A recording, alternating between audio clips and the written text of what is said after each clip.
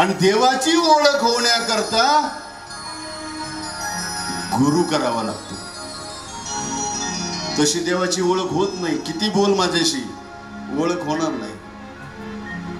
आणि देवाच्या प्राप्तीला एकमेव कारण आहेत गुरु संत. एकनाथ महाराज सांगतायत, हरि प्राप्तीसी उपाय उपाय हरि प्राप्तीसी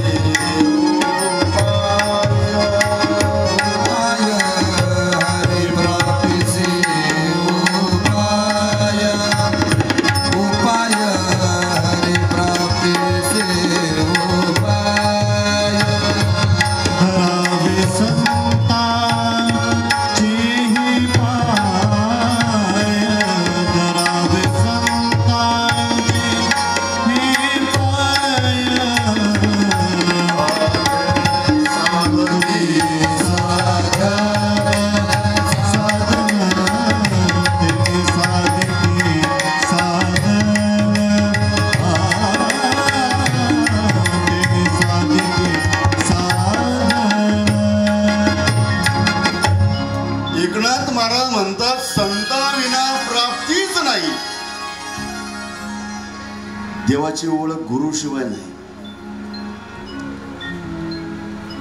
आणि गुरु शिवाय तरुणोपाय पण नाही. किती पाप असू द्या, कोणतंही कर्म असू द्या, सद्गुरु त्याला त्याच्यातून बाहेर काढल्याशिवाय राहत नाही. वाल्या कोल्याने किती पाप केली होती आम्हा गणती नव्हती. फक्त एक संत भेटले, नारद महर्षी. नारदांनी सांगितलं, अरे वाल्या एवढी पाप करतो, कुठं फेडशी, हे तुलाच फेडावं लागेल. म्हटले मी का बरं, माझ्या परिवाराकरता करतो, या पापाचे वाटेकरी ते पण आहेत. म्हटले जा एकदाचा घरी विचार. बायकोला विचारला, बायकोने सांगितलं तुमचं कामच आहे कमवून आणणं, हा तुमचा धर्म आहे. आई बापाने तेच सांगितलं, परिवाराने तेच सांगितलं, मुलाबाळांनी तेच सांगितलं. शॉक बसला वाल्याला. वाल्याने सांगितलं, विचार केला, हा परिवार स्वार्थी आहे. जोवरी चळणगा, जोवरी चळणगा तोवरी म्हणती माझा. चळण म्हणजे पैसा. जोवरी चळणगा तोवरी म्हणती माझा, मानिती लहान थोर देह सुखाची आगाजा.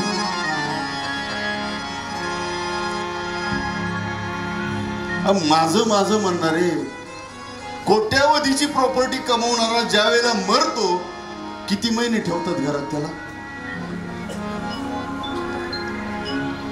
2 महिने नाही, 2 दिवस पण नाही, 2 तास त्याच्या आत उचला म्हणतात. आपल्याकरता काही केलेलं असू द्या, दिवसाचा रात्र, रात्रची दिवस केलेली असू द्या, उचला म्हणतात.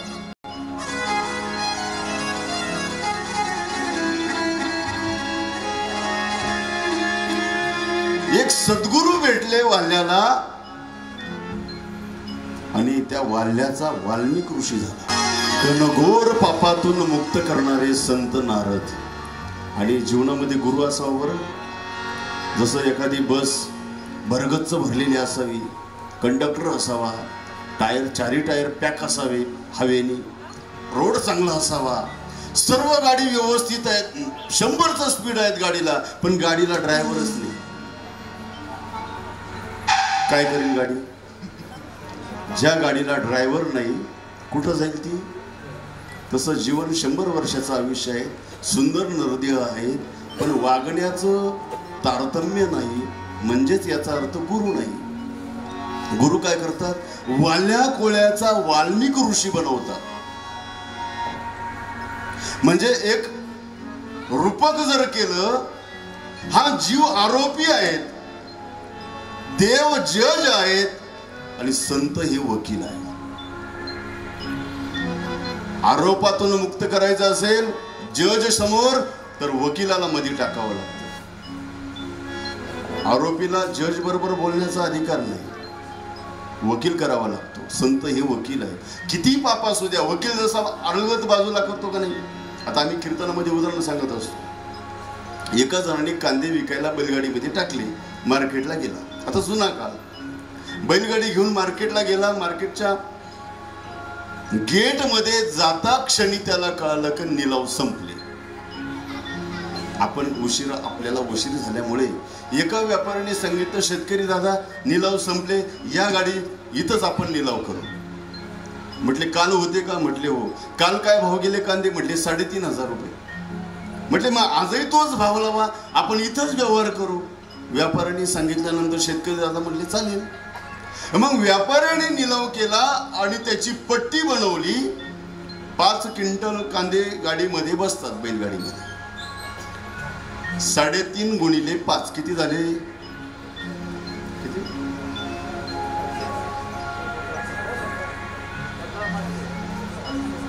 3,500 रुपयाला 1 क्विंटल. 5 क्विंटलचे किती रुपये झाले? 17,000.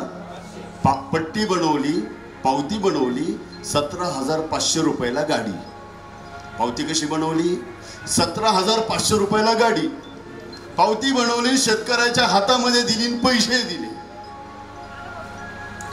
त्या पट्टीच्या खाली 2 सह्या असतील, घेणाऱ्याची आणि देणाऱ्याची. त्या पण सह्या घेतल्या आणि ती पट्टी शेतकऱ्याच्या हातात दिली. शेतकऱ्याला म्हटलं आता उतर खाली.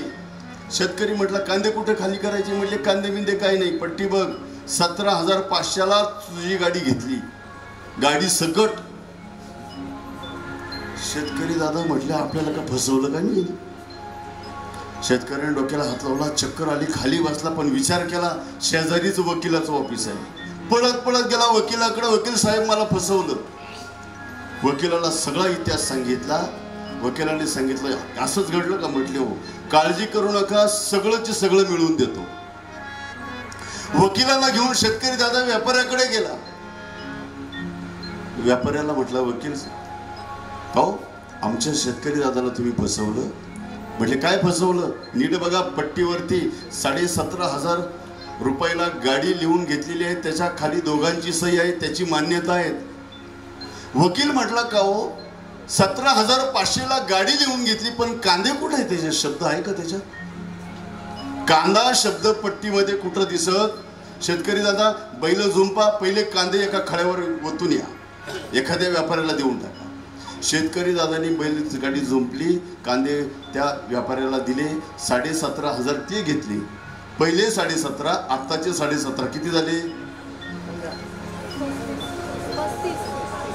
35,000. बरोबर ना? 35,000 रुपये खिशामध्ये घेऊन बैलगाडी घेऊन पुन्हा त्या वकिलाजवळ आणि व्यापाऱ्याजवळ गाडी हजर. वकील साहेब म्हटले का हो व्यापारी दादा, तुम्ही 17,500 रुपयाला गाडी लिहून घेतली, पण त्याच्यामध्ये बैल शब्द काही कुठं दिसत नाही. शेतकरी दादा बैल सोडा जाऊ द्या घरी. सोडले बैल, घरी नेऊन बांधले. पुन्हा शेतकरी दादा आला. वकिलाने विचारला का हो व्यापारी दादा, याच्यामध्ये 17,500 रुपयाला गाडी लिहिली, पण चाक काही कुठं दिसत नाही. खोल चाकही खोलले, नेले घरी. पुन्हा वकील म्हटला व्यापारी दादा, 17,500 रुपयाला गाडी लिहिली, पण जू कुठं लिहिलं? खोल जू पण खोललं, साठी पण खोलली. त्या व्यापाऱ्याला शिवळ सुद्धा ठेवलं नाही. याला म्हणतात वकील. तसे संत हे वकील आहे.